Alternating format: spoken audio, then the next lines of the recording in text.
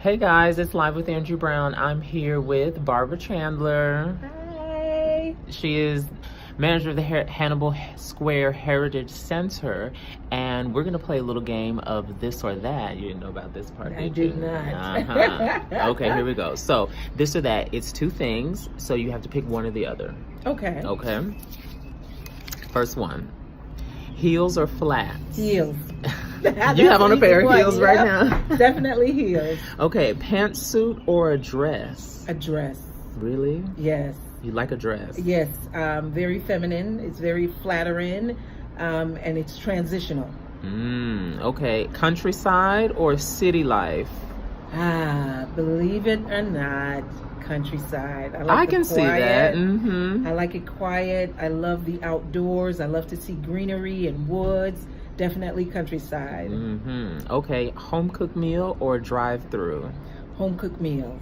Now, I am not one to cook a home cooked meal, but should someone prepare it, I prefer it. Gotcha. Okay, talking about jewelry, rings or watches?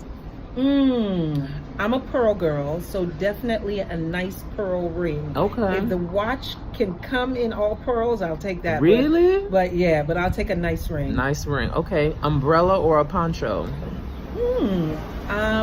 I will take a poncho because you can accessorize it. Oh. A nice colorful poncho. In the rain? In the rain. It makes the rain more tolerable.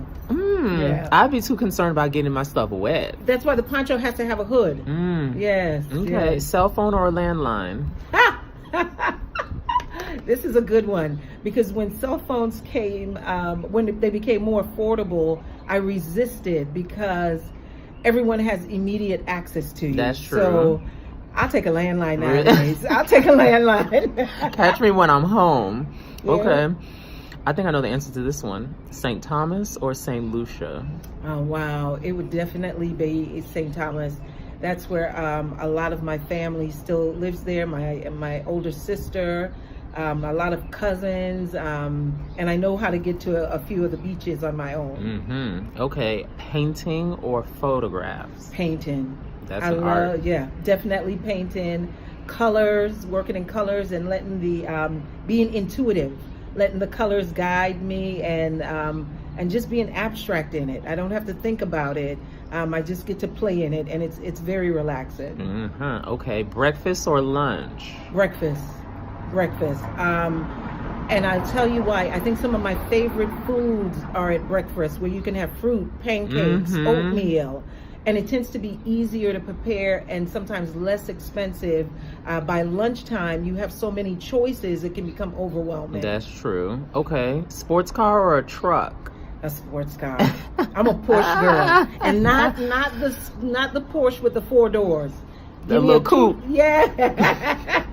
I'm in and out. Yes, exactly. Okay, I know the answer to this one, but patterns or solids? Patterns.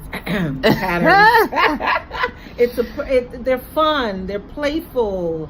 They wake your spirit up. So definitely patterns. Okay, last one. You just did this one, but beach or going hiking?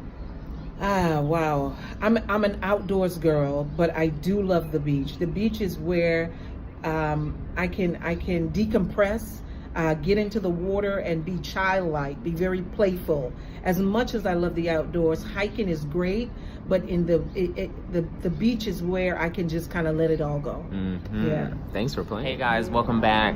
It's Live with Andrew Brown. I'm here with Barbara Chandler, manager of the Hannibal Square Heritage Center. Say hey. Hey. And we're just gonna talk a couple questions. I know that originally you're from St. Thomas. Yes, I am. Rock City. What does St. Thomas mean to you? Wow. It means family, culture, the beach, food. One of my fondest memories of being in St. Thomas was going to the market square. And my aunt would make her goods, her tarts, breads, and she would go and sell them.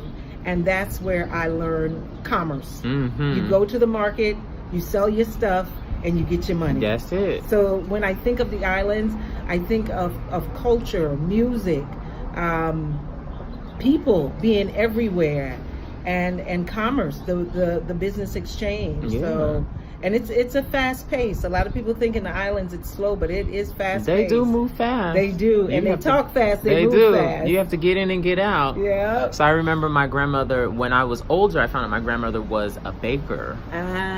When she was raising like my mom and things like that, and she would make coconut drops. Yes. And sell coconut drops. She would bake bread and sell the bread to everybody in the neighborhood. They love doing it. They do. They love doing it. Unfortunately, I did not pick up any of those baking talents, but it's an art. It's an art, and it's also was a great way to provide and make ends meet, as they say. It was a great way for ends to meet. So I appreciate that. So when did you move to Winter Park?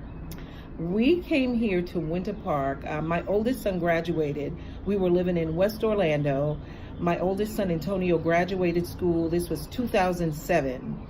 And after Antonio graduated, I knew that my younger two sons would be graduating as well, and it would be time for me to transition to being a single person. And around 2007 is when we moved to Winter Park. I downsized from a 3-bedroom, 2-bath, garage, front yard, backyard, into an apartment, a smaller apartment, and we lived off of Aloma, and we liked that area very much. It was accessible to the airport where I was working at the time, which also prompted the move. So yeah, about 2007 is when we entered into the Winter Park community. And then talk about raising family in Winter Park, especially coming away from. Yes. And that was a transition for my sons. Here they were, the majority of their childhood life. They grew up in West Orlando. They attended school at Robbinswood and Evans, and so to have been pulled out of that environment, which they appreciated and enjoyed. They were very active with sports teams, basketball, soccer, things like that. So to have pulled them out from there was it was a transition for them, especially at their last couple years in school. My middle son, Angel, did remain at Evans, and he finished out. So he would travel from Winter Park to Evans. I know. And it was like exchanging worlds. It was going from one world, one environment, or culturally different environment into another. So that took some adjustment for them. Ashton did go ahead and attend Winter Park High School, which I think he adjusted well. He graduated from there. He played on the basketball team, and so it was a transition for us. What attracted me to Winter Park was the fact that I could walk everywhere, walk to the library, walk to grocery stores. I like pretty things, so aesthetically being able to get to a park, a museum, all those were within walking distance. Even if you're not window shopping on Park Avenue, coming over to Hannibal Square. So those were the attractions. Mead Gardens. I remember when Angel realized how close we lived to Mead Gardens, and he came and told me about it. So those were the things that we like outdoors. So it enhanced the quality of our lives living here.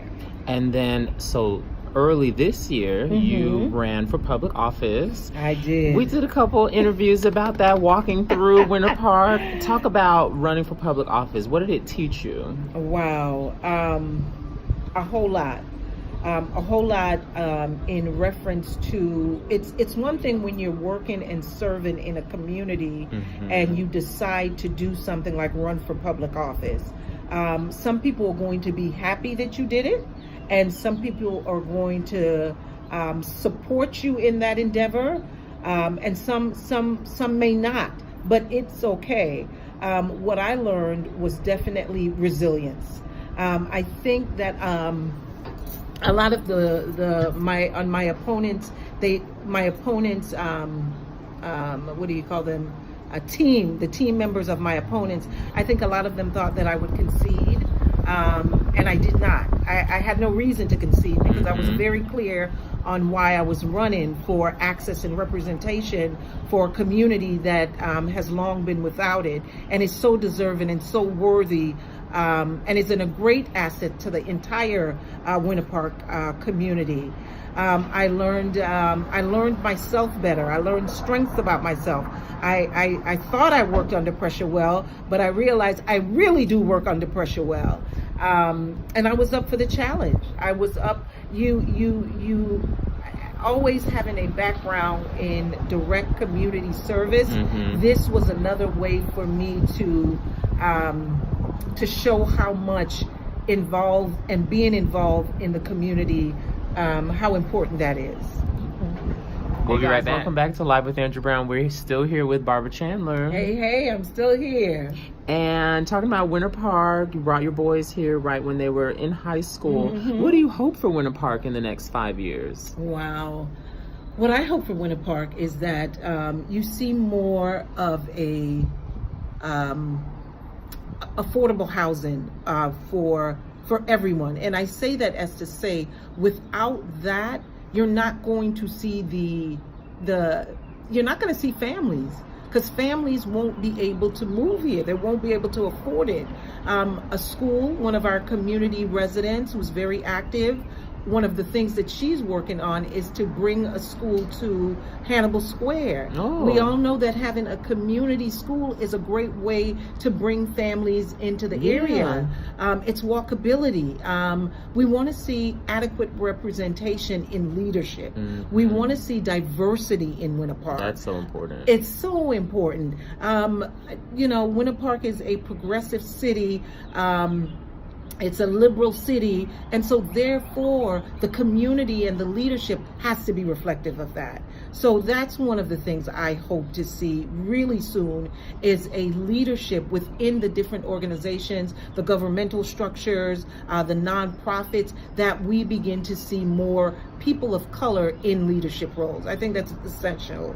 That's essential for any city in general. Yes. Diversity always brings a really great perspective to government, to business, anything. Diversity is always essential, and diversity beyond, male and female, because women do bring diversity. But business, but you want to see diversity in all areas, in all spectrums. So that's super important. I think so. More businesses, more service businesses. Right now, we do have a lot of the boutique style clothing stores, which is all well and great, but I'm thinking more services such as what do you call that? Your phone service. I think things like that will even drive more traffic. Everyone has a cell phone. So therefore, to be able to see that as one of our local businesses, I think that's important. Yeah. Okay, so if your grandchildren moved here, what kind of Winter Park would you hope they experienced in, let's say, 20 years? Yeah. That's a really good question. So I have 4 grandchildren. I have 3 boys. Wait, you have 4? I know. But 4 is the magic number. I have 3 boys and 1 granddaughter, which is wonderful. And I would definitely, if my son and daughter-in-law decided to move to this area, I would want them to be in a neighborhood school, because it's accessible. And again, this is where you get to learn the community. This is where you get to see the people who are in the community. So I would want them to be in a neighborhood school. I would also want them to feel very comfortable here.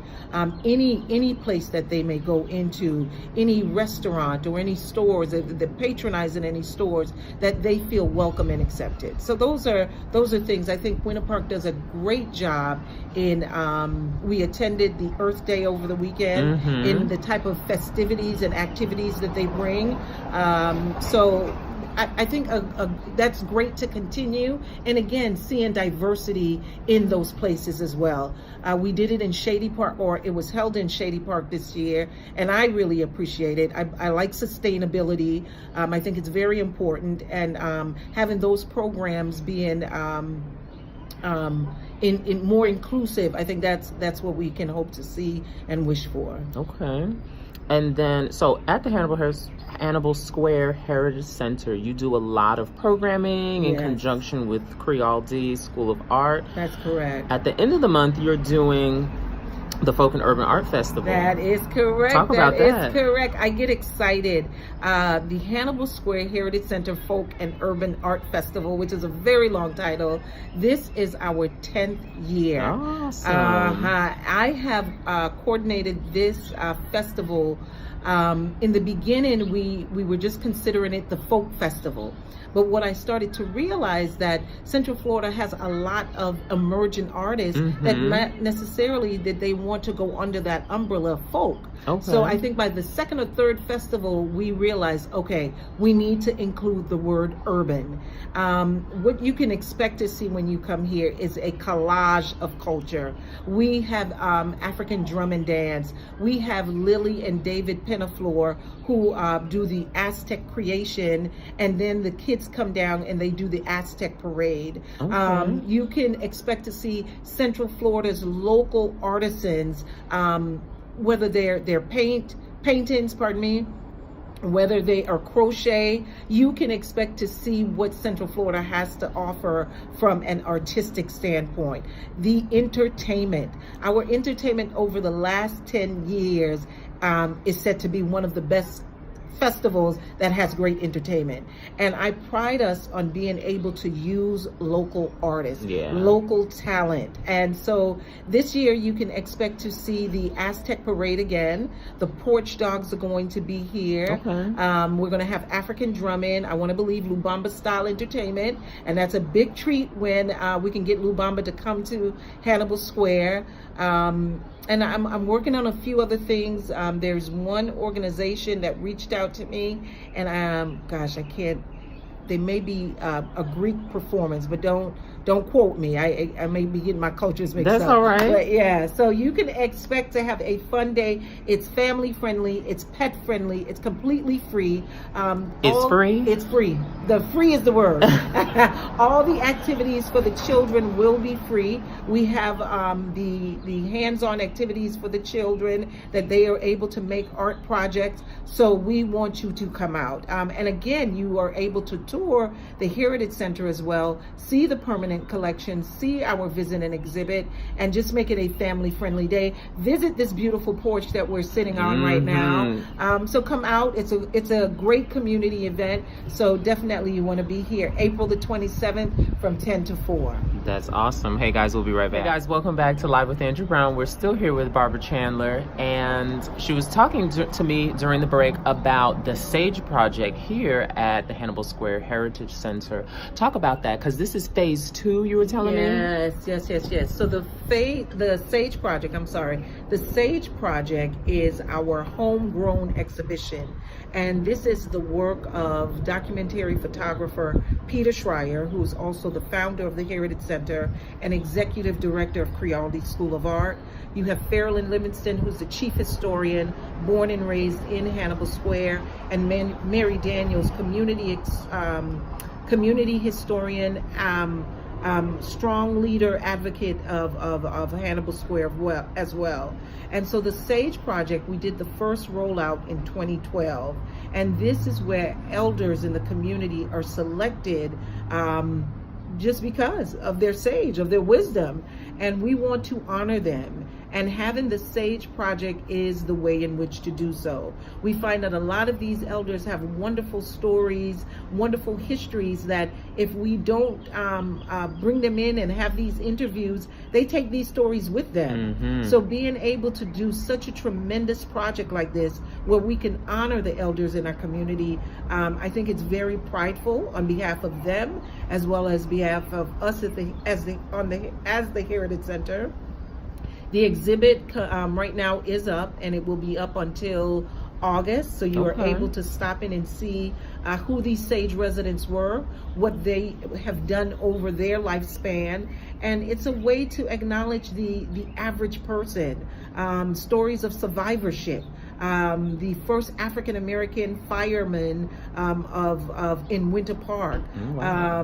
Who else is someone? One of the farmers. He was a farmer I can't think of his name right now, but these are great stories. So you have a story, the history by Farrell and Livingston, and then you have the contemporary photos of Peter Schreier, which are film photography, black and whites. So it's a wonderful exhibit. It's a great way to pay homage to the elders, and this is something every community should be doing. Yeah. So that's always the charge, to go back to your community, and how are you honoring your community's history as well as your community elders? Yeah, and during the break, we were looking at the exhibit, and I've seen phase 1 was downstairs, but when you come to the Heritage Center, phase 2 is now upstairs, and you get to see, diplomas from Hungerford High School, class of 57. You get to see old photos. You really get to see how people lived, average lives back in 50, 60 years ago, when most of us weren't around then to really see that, but you get to hear their stories of how they just had regular lives here in Winter Park. They own homes, they own businesses, exactly, and how their life and the story of how they got to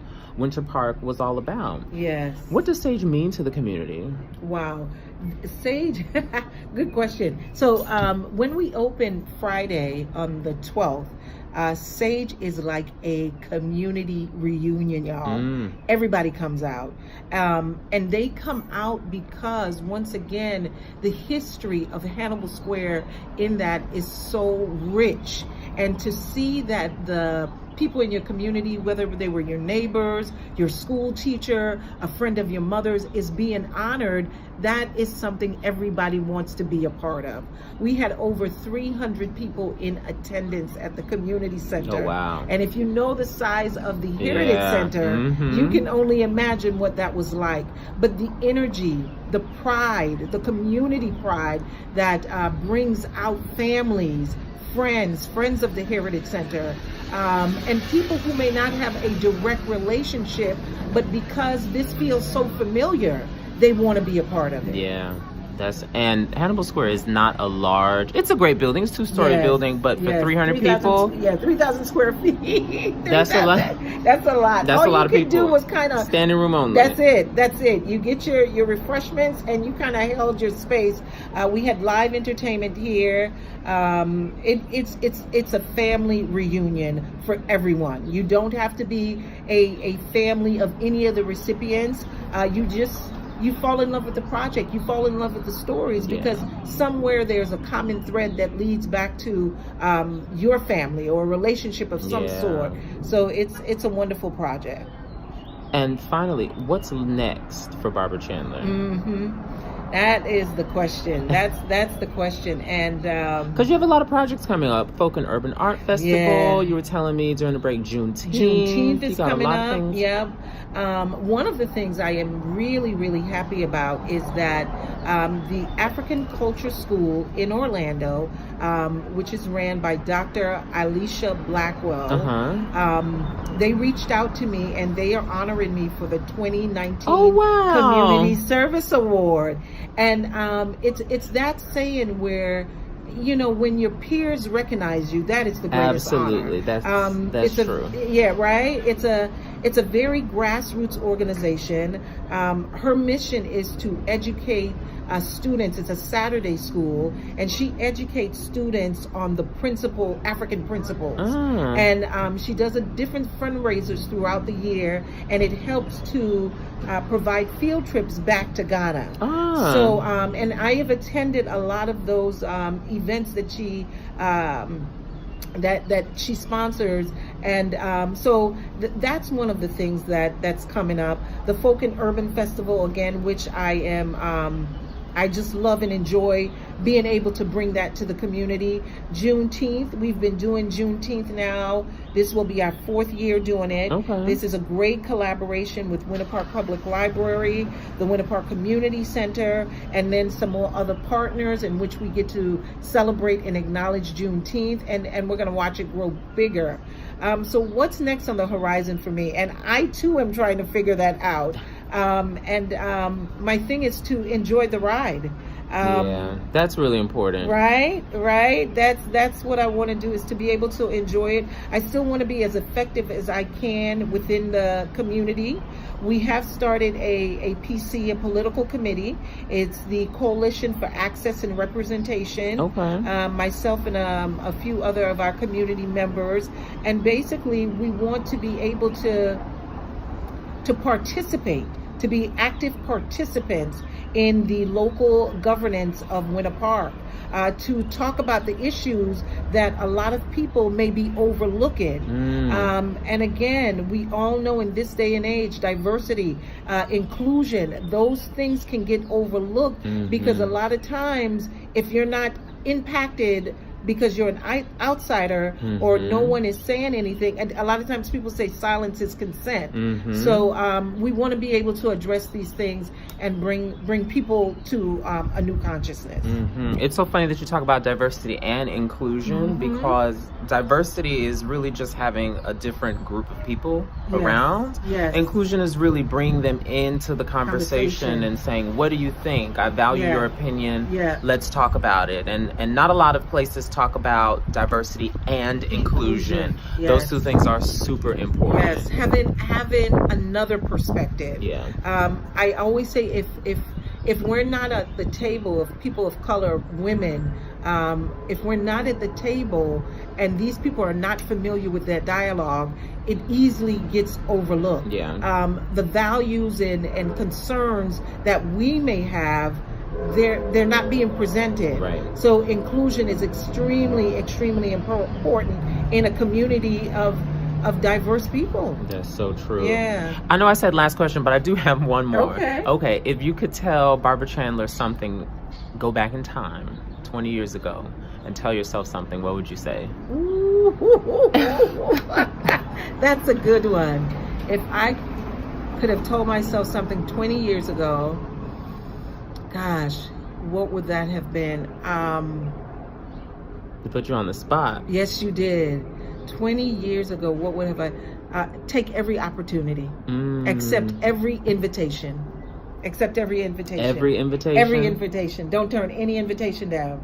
That's what I would have told myself, because you never know what is lying on the other side for you. That's so true. There were invitations and opportunities that were proposed to me, and some of them I did not accept. That one guy that wanted me to come to Georgia now.